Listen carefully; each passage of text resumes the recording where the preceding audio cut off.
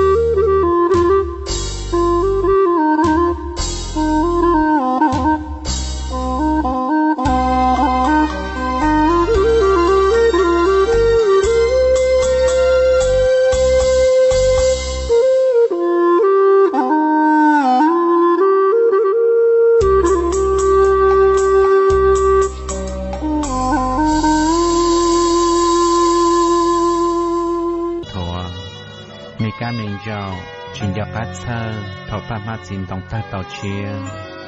Pa ma tên ra po, tên ta po. Xin tông xin chữ na, tên ta trong.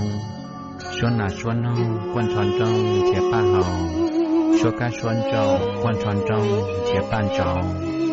Một chả tê pa ma xin tông, một thơ tàu rong câu. Nhẹ nhon thọ lũ chạy lũ nhung sư. Giờ lũ chạy lũ nhung thầu, pa ma xin tông dùa rừng.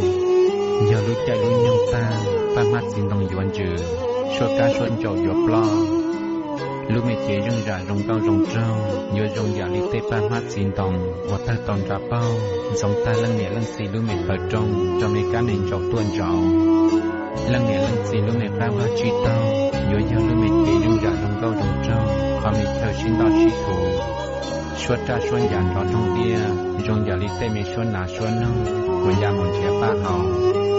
Để suy tu siết tương đầu lý hòa, lọ quần nâng nhón cho lũ